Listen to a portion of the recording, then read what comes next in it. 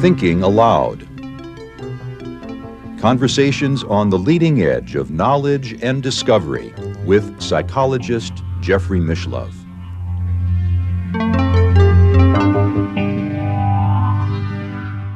Hello and welcome. I'm Jeffrey Mishlove. Our topic today is Divinity through Detachment. My guest is R.J. Spina, author of Supercharged Self-Healing, a revolutionary guide to access high-frequency states of consciousness that rejuvenate and repair. If you haven't watched RJ's short video about how he cured himself after having received a medical diagnosis of permanent paraplegia, I encourage you to check out his short video describing the cure. I'm linking to it now in the upper right-hand corner of your screen. Not only was he diagnosed with permanent paraplegia, in other words, paralysis from the chest on down, he also had staphylococcus, diabetes, pancreatitis, Hashimoto's autoimmune disease, hypothyroidism, as well as a syndrome called autonomic dysreflexia. So his self-cure is really quite an amazing story, and I think it adds credibility to his other very intuitively based comments about how that healing occurred and how it can be of benefit to other people. RJ is in the San Diego area, and now I'll switch over to the internet video. Welcome, RJ. It's a pleasure once again to be with you. Likewise. It's always good to see you, my friend. Thank you. We'll be talking about detachment today, and I know from our previous conversations that right at the very core of the work you do is the idea of detachment. Jeff, I've always felt it's the key to unlocking everything. Mm-hmm. Detachment. And what I mostly hear from people when I first talk about it, once I start working with them, it's, they start to have the tangible experience and then they actually know what I'm talking about. But this fear of losing things, people fear that their relationship will end if they start to get detached. They fear that they're going to have to change their profession and all this kind of stuff. And it's just interesting. You just get more out of everything when you're detached, which I think is the opposite of what people think. Well, that's just a thought, right? But they think they lose everything through detachment. I've gained everything through detachment, which sounds like an oxymoron, but I mean, that's been my experience. I'm asked sometimes, Jeff, RJ, what's the most important thing to work on in terms of spiritual growth, healing, working on my own self-realization? And number one is always consistent, and it's always detachment. And I think it is not fully understood, at least in terms of the way that I experience it, and at least the way that I teach it and instruct it. And I think it's the key to really everything. It's the key to the depth and the richness of the human experience. It's the key to being able to understand ourself. And it's also the key in terms of being able to reach and be connected to our own higher mind, our own higher states of consciousness. And through that, you can even say directly to the divine. I suppose the first issue is detachment from what? I know many spiritual traditions talk about detachment from desire, letting go of your desires. They say desires are the root of every problem. And I've heard other teachers whom I admire equally who say, no, the more desires you have, the more desirable you become. I would probably lean towards the former in terms of that. But let's just add from my take on it, how I see detachment, Jeff. For me, the key to detachment is the non-identification with body-mind. Now, that is really what allows what we really are to come fully online. It's through the detachment and non-identification with thoughts, emotions, bodily sensations, and bodily experiences. Once there's sufficient detachment from what we could call maybe the human condition, what we start to experience directly is really what we are. And from my perspective, that's sentience, which is a divine intelligence and an indirect fractal of God through the higher self and then to us. So by not having our energies rush forward into personhood is how I describe it, allows, and that has to do with meditation, being present, having the energy just beneath the belly button, above the groin, having complete clarity and emotional stability, because the energy hasn't rushed forward into the mental body and into the emotional body. By detaching from body-mind, by detaching from what is actually happening and simply being, we could call it observer mode if you like, true understanding of the self is happening automatically, because what we're experiencing now directly is the self. We haven't rushed forward into the mental or an emotional, and instead we're just thinking and emoting, analyzing, judging, planning based upon our identifications, which goes hand in hand with the ego-mind identity or identifications. So the ability to detach and surrender deeper within the self is also what gives us our consciousness itself becomes a conduit to our own higher mind, as well as our higher intuitive functions. This is really what we want to use to imbue the intellect, rather than being attached to body-mind. The five physical senses, the data stream that's coming into the five physical senses, ends up being the fodder for the intellect. That's extremely limited based upon the narrow bandwidth of our five physical senses. So that limits our ability to understand things, because we're only using our finite mind because we're attached to body-mind. So as we sort of surrender or retreat, you can think of it as meditation, if you like, a natural state of detachment starts to take over. You start to experience what you really are directly. And this is the conduit to everything. Your higher mind, the connectivity to one another, to all life, to divinity, to God, to our guides and helpers, you name it. It's once we are detached from body-mind, the true connectivity takes place, because the five senses and the intellect cannot pierce the veil of what it is that we're talking about. So it's only through direct detachment do we really experience ourself, our higher mind, and communion with all existence. I gather from what you're saying that you make a clear separation between the body and the mind and the self, or the higher self. And there's a sense of judgmentalism in there, that body-mind is limiting. It's like a little prison you're stuck in, but the higher self is good. Well, there's no real good or bad. So I just like to say that we limit ourselves through identification to anything. And so the main identification and the main foundation of the human character that we create, the ego-mind identity, is identification with the physical form. Now, once we identify with something, we limit our consciousness. There's a gigantic contraction of our consciousness. And then our own higher mind is left offline. And what we really are is our higher mind.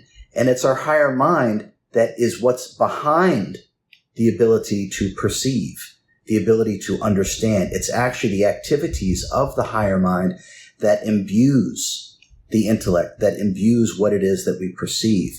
So to transcend the limitations of the human experience, that doesn't mean to shun it, but to transcend it and go beyond it while it's simultaneously occurring.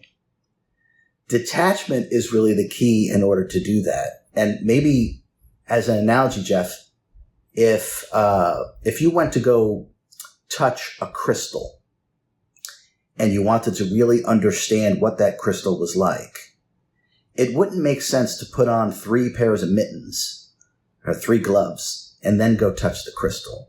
There's too much in between the awareness and the thing that you're trying to understand. So what we would want to do is remove any filter that we can. We would want to remove those gloves. And so from my perspective and from my direct experience, detaching from the identification with the body-mind allows us to experience ourself directly and then all of existence directly, because we're not going through the filter of the body-mind. The body-mind is still there. The body-mind is going to work. You can't turn off your senses. But only using them is a tremendous limitation, because they're only attuned to the lower frequencies of the physical universe. And what we are is actually attuned to everything. And the only way to actually gain that access again is through this detachment. Obviously, a lot of people come to you because they're interested in healing, and healing means working with the body-mind. So it's sort of paradoxical. I want to become detached from my mind and from my body in order to heal them. Yeah, it does seem that way for sure. And maybe sometimes, which is why I use all these silly analogies. If we think of our car, right? So when we get in our car, Jeff, we know we're not our car, right? Okay, hopefully.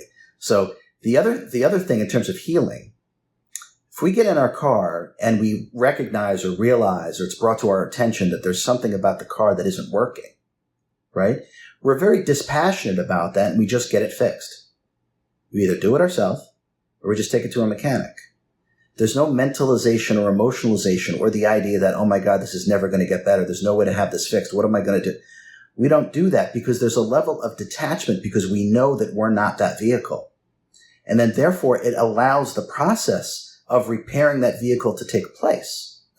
The same thing, as an analogy, the same thing, Jeff, from my experience and from working with lots and lots of people, that level of detachment gives us the space between what we are and the body-mind. And now once we have that space between what we are and the body-mind, we can actually now work on the body-mind, just like you would work on a car or a truck or anything like that. And that detachment is completely necessary, because without that space, you don't see it as something that can be fixed. You see it as you.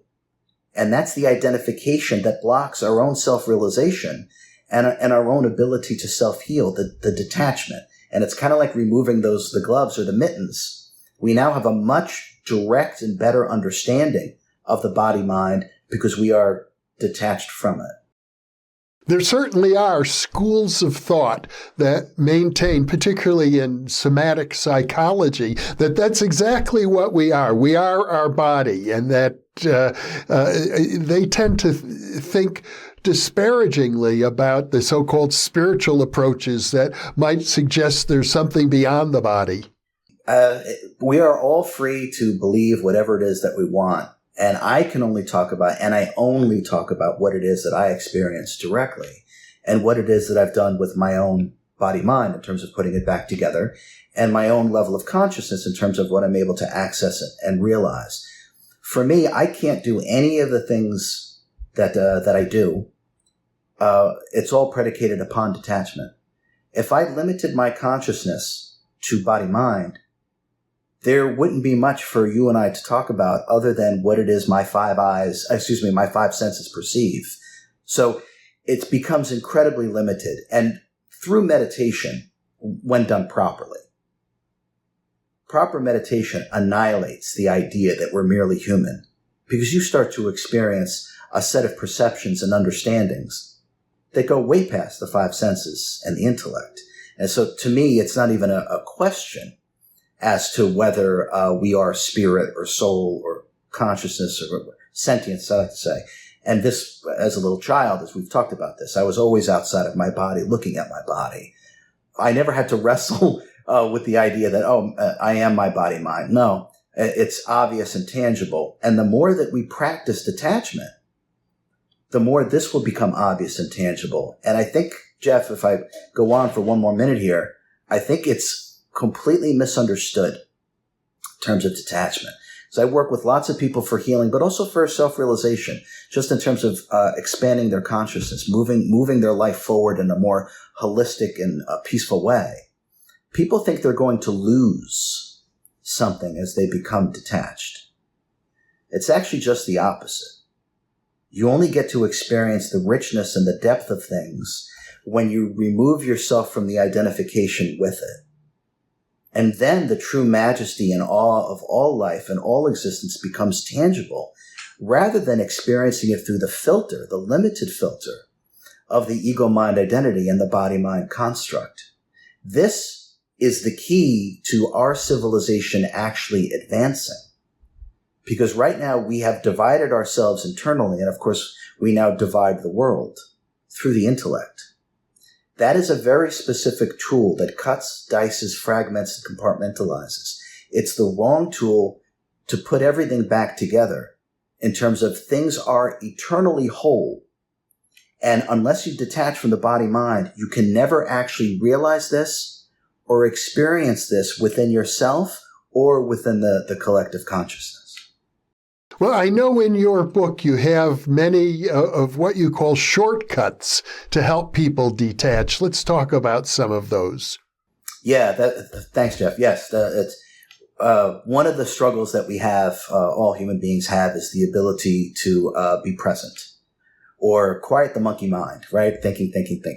Okay, and I understand why. We're inundated with stimulus. And that we're in a reactionary state to reacting to everything that we see based upon our identifications. So what I've discovered are very simple ways to bring us to the present moment and to start to foster the authenticity of what we really are, which is the self or the sentience. And we get to form some detachment from thought and emotion, from body-mind, which is actually how we get thrown out of whack and get sick. So one of the things that we can do, as silly as it sounds, but it's very effective, if we just pretend that we're two eyes floating in space with no brain attached,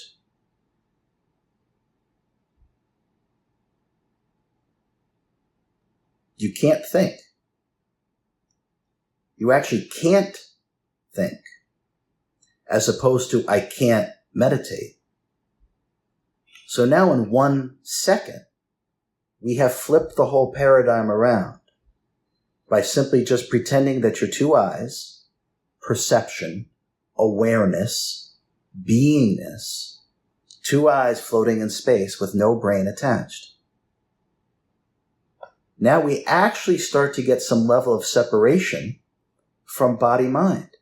And what will also start to happen, you'll start to feel a presence, a beingness, a sensation in the center of the chest without effort. That's the real you.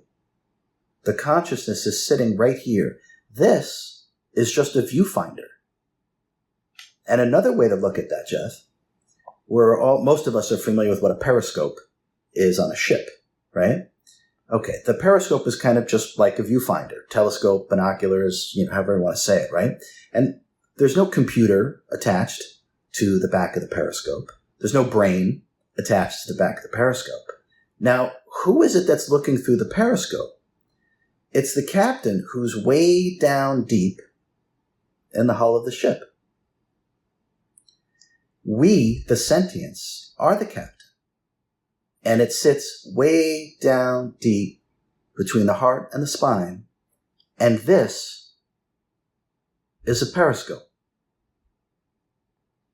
Eyes, ears, nose, mouth, sensory data, periscope.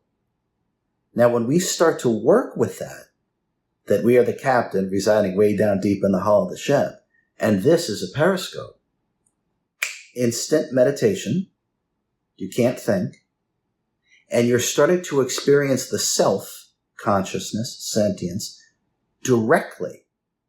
This fosters this level of detachment and non-identification with body-mind.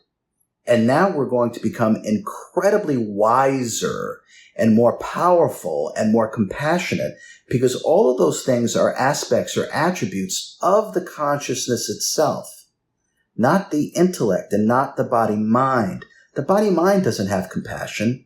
You do. What you really are has compassion and wisdom.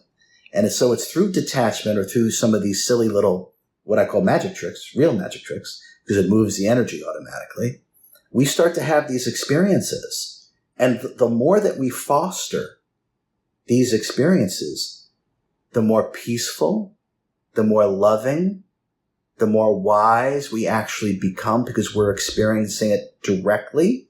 And now, when there's an issue with body-mind, we have sufficient detachment and awareness of what we really are.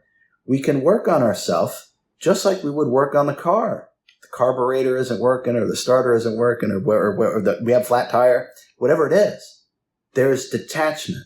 And now we can simply work on the vehicle in a way that puts us back in alignment. All of that makes perfect sense to me, but for one little thing, which is getting in touch with the self at the center of the chest also seems like it's just a different version of body-mind. Through practice, you'll start to realize, and this only happens through, but we get good at what we practice, right? So the more that we practice, we could call it meditation or detachment. The more we realize that what is really occupying in here has nothing to do with body-mind. It's what gives birth to the body-mind. It literally gives birth to it. We slide into this body and we slide out of this body. No one takes the body with them. No one is actually the body-mind. And it's only through our own lack of detachment from it do we never come to this realization. All fear and all anxiety leaves you when you start to reside as the self that is whole and complete. There's no more worry. There's no more worry about death. There's no more anxiety over mental projections because there's a space between it from detachment. It's much harder to get sick when we operate in this way, but it just takes a little practice, and hopefully those magic tricks, those shortcuts, where we're able to experience non-thought or meditation and detachment instantaneously is a gateway or a starting point for human beings to be able to work on themselves and experience themselves directly. Well, I like that term, magic tricks. And it suggests to me that it takes only the most gentle, subtle shift in awareness to achieve this level of detachment. It doesn't have to occur through huge effort. Yeah, Jeff, on the money, right? So all the huge effort and trying is because we're trying to be something that we're not, our ego, mind, identity. That's why there's we're so used to efforting and trying all the time. Well, a dog doesn't have to try to be a dog. It's a dog. You don't have to try to be yourself. You are yourself. All the effort is in trying to be something that you're not, which is the character that we've created and the story that we've created through identification with thoughts, emotions, bodily sensations, and bodily experiences. So it becomes impossible to live up to something that you're not. And that's where all the trying and effort is. So these new magic tricks have nothing to do with effort. In fact, it's actually literally the polar opposite. It's through complete non-effort and instantaneous recognition of detachment, instantaneous recognition of what you really are, which is this beingness that is just pure perception that is occupying temporarily inside this vehicle, just like when you're inside driving your car. It's the exact same thing. And it's really the key to us, what I call ascending the frequencies, because the self is a supreme frequency. So as we attune body-mind to this supreme frequency, we naturally raise in vibration, and a rising tide lifts all ships. We will cease with the non-stop judgment and analysis of everything and everyone, and all of a sudden the connectivity and communion of what is will start to become tangible, and this only becomes tangible through detachment. Part of, from an intellectual point of view, that concerns me about your description, the analogy of the driver in the car, is a bit reminiscent of a notion that's been pretty thoroughly debunked, which is sometimes called the ghost in the machine. That, there's a little homunculus, a little person, a ghost inside of our brain, and who can detach and have an out-of-body experience. I tend to think that metaphor gets us into a lot of trouble, that it's actually backwards. It's not that there's a ghost in the machine being our body. It's actually there's a machine inside the ghost. so to speak, that our consciousness, our true self, is so large that the whole physical world is a tiny part embedded in it. This is where the paradigm exists. It's difficult to operate that way with that understanding. It's much more easy to operate with the understanding that you are driving this vehicle, that you are the consciousness, the sentience, the self, whatever which one to use, is operating this incarnation and operating this vehicle. And to me, this is my direct experience. To me, this is what self-realization is to realize this self and that everything that it is connected to, not just what the body can experience. The body can experience very little. It can only experience the frequencies that the five senses are attuned to and a part of, which is a fragment of what is, literally a fragment of what is. So there has to be some form of detachment from body-mind, or we never even experience our own higher consciousness. All of the mystics and masters that whoever walked this earth and continue to walk this earth experience exactly what it is that I'm talking about. It's only through detachment of the five physical senses, the body-mind complex. It's not to shun it, but it's to cease to identify with it. And we gain a level of detachment from it. We still animate it. And clearly, we're not what the body-mind produces. We're not our thoughts. If we were our thoughts, when our thoughts pass, we'd pass too. We're not our emotions. If we were our emotions, when our emotions pass, we would pass too. We're certainly not the body because we're the awareness of what goes on with the body. We know when something feels good, doesn't feel good. So we're the awareness inside, the captain. We're the awareness of what's going on with the body.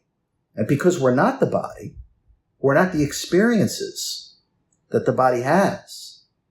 We are beyond all of that. It's a vehicle to experience physical reality. It is part of and attuned to it. What we are is a part of and attuned to the greater reality, the higher mind, and divinity directly.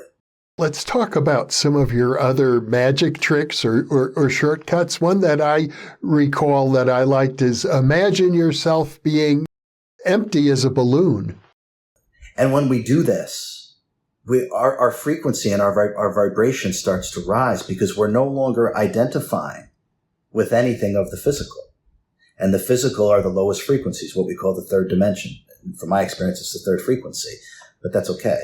When we start to imagine that we're totally empty, there's no more any identification with the physical, and we actually start to feel more like ourselves. And so it fosters that detachment. We still experience physical reality. We're still here. You and I are still here. But we become more of what we are and attuned to more of what we are when we start to imagine that we're hollow, like a balloon, because the truth of the matter is, I think scientists today said we're, 99.9999% empty space? Yeah. So it's just energy vibrating at a specific frequency. Now, our sentience, our consciousness is literally attuned to everything. It's part of everything. You can't experience these things without detachment. And that's why, to me, it is literally the single most important thing to work on, is to be able to start to access more of what we really are through this detachment. And one way, like you said, is to imagine that you're just hollow, like a balloon. No bones, no blood, no ligaments, no tendons. And then imagine what that feels like. Tangibly imagine what that feels like to be completely hollow.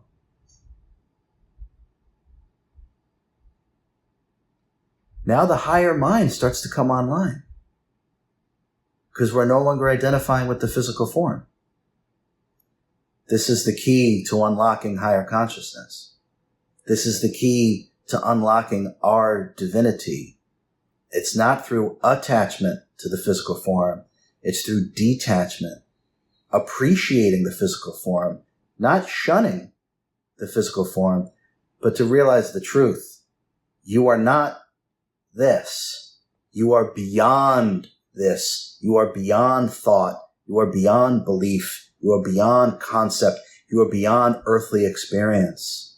And only through detachment do we start to realize this. And when we start to realize this, Jeff, this planet is going to change.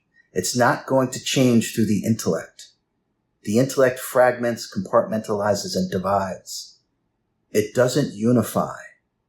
It's a tool. It's a fantastic tool. It's a necessary tool. But that's what it is. A tool. Detachment gives you access to the tool belt. It gives you access to everything. And so for me, from my personal experience, this is the key, detachment.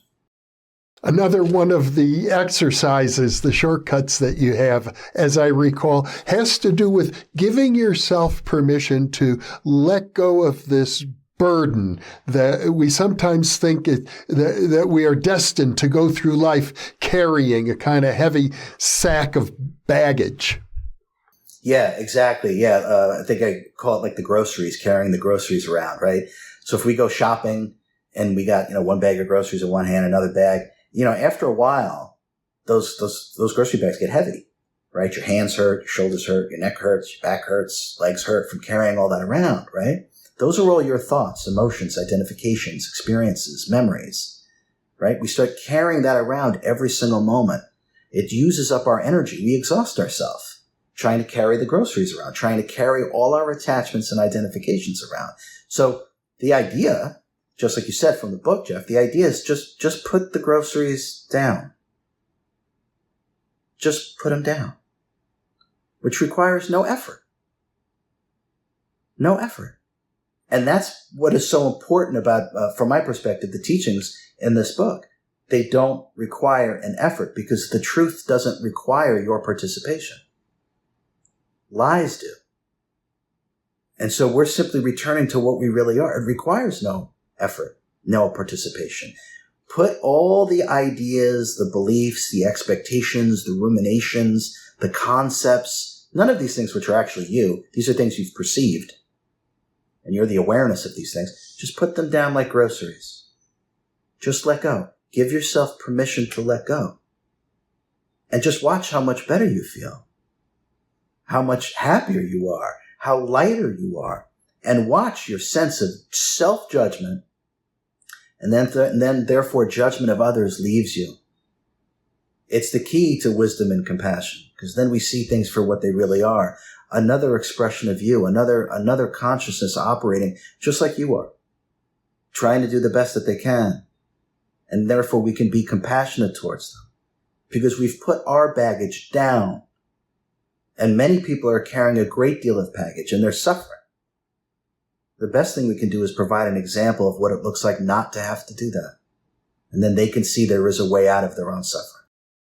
Well, you went through an example of extreme suffering, having been diagnosed with permanent paraplegia, having half a dozen other diagnoses. Your body is racked with pain. You're stuck in a hospital. It must be, at a time like that, it must feel, for many people, obviously not quite for you, overwhelming that, this is your destiny, that there's no choice. Yeah, and it's detachment. Exactly, Jeff. It's detachment that removes all of that, that makes all of that manageable. By not identifying with it and just realizing it's something that you're aware of, but you're this awareness that is untouched by it all. Because I am untouched by body-mind. We don't realize this. Hopefully these teachings change this for humanity. We are untouched by what goes on with the body-mind. We're the awareness of it. Just like we've used the analogy, Jeff, with the sun and the clouds, right? Clouds obscure obfuscate the sun. And what do clouds produce? Rain, sleet, snow, tornado, hurricane. Bad weather doesn't touch the sun. It never touches the sun. The sun is unscathed. What we are, this sentience, this self, this consciousness, this energy, is untouched by body-mind. So it didn't matter to me what was going on with me. And yes, it was about as challenging, I guess, right? About as challenging a situation as maybe a human being can have. Completely non-functional body that you can't feel, racked with unbelievable pain and just filled with disease. And of course, told that there's no way out. So when I woke up from surgery, I was detached from it all. And I worked on my body-mind like a mechanic would work on a car. I was detached enough. The suffering stopped, Jeff. I still feel pain because I'm inside this vehicle and I'm aware of body sensations. I'm aware of the sensations. So I still feel pain, but I don't suffer. And I didn't suffer even through that experience. And so this detachment is the key for suffering to stop. It's through detachment. It's not nullification of body-mind. It's non-identification. I still use my body. I still enjoy my body. I still talk with my hands, right? But I don't identify with what's going on. I'm free of the identification. I'm free from limiting myself to just what it is that I perceive. I am the perception. Pure perception, untouched. And it's through detachment. This is the way that we can transcend suffering. I didn't say pain, although there's tips in the book about how to deal with pain, because I had to learn how to deal with high level of pain. But the suffering stops. The suffering stops. And when that stops, our entire quality of life is elevated by an order of magnitude. At the same time, you had to regain the function of your legs, to learn to walk, to run, to climb. And that must involve, you describe it as a mechanic working on a car. But while you were actually going through the walking, the climbing, the running, were you simultaneously activating the body while detached from it? I put myself through levels of, I guess we'll say pain and agony, that most people would have great pause before doing so. I was told that if I continued with what I was doing, I would snap my entire rib cage by a medical professional. My answer was, I'm willing to break everything in order to put it back together correctly. Now I only share that because, one, that is the mindset of total victory. That's what it looks like and sounds like. Now, I did put myself through torture, falling down, pushing myself constantly. The pain to reignite all those dead nerves and almost like recreate those nerve pathways, the pain was astronomical. It was the kind of pain that you just want to start screaming. And the only way I could do this was through this certain level of detachment, to realize that I was the one bringing in this life force through me, through all those different ascended frequency steps of the healing technique. But it is absolutely not. The only way to do things like this is through detachment. You can't do it if you identify with what's going on. It would be overwhelming. And look at how we suffer. It's because we identify with every thought, every emotion, every bodily experience. We overwhelm ourselves. And the truth of the matter is, we're not those things. We're the awareness of them. And it's only through detachment do we gain this. And the most powerful intellect is the intellect that is imbued from the self directly, not just what comes in through the five senses. So when we start to work with these things in the way, from my perception, the way that I'm talking about, this is when we start to become superhuman. This is when we start to do things like unparalyze ourselves or be able to access all this information and connectivity that I'm able to do. It's only through detachment. I was only able to put my body back together through detachment, through a higher state of consciousness, by detaching from the identification with my body-mind. And all I want for human beings is to stop their own suffering and to stop the cause of suffering of others. And the only way to do that is to recognize that what is within you is also within everyone else. And the body-mind doesn't afford that. It just doesn't. And the body-mind also does not afford to be able to decode intention. There's a lot of things that go on this planet that seem like it's the right thing to do. It meets a logic and linearity program within our mind, and we just go with it. But the intention behind these things are not pure. And so humanity gets coerced and manipulated constantly. And the only way to recognize intention is through detachment. So you can start to literally intuitively understand what is really happening here. It's only through detachment do our higher intuitive functions come online where we be able to decode the things that go on here that actually trick the body, mind, and the intellect. Well, when it came to your healing, as you've just described it, detachment was the first step.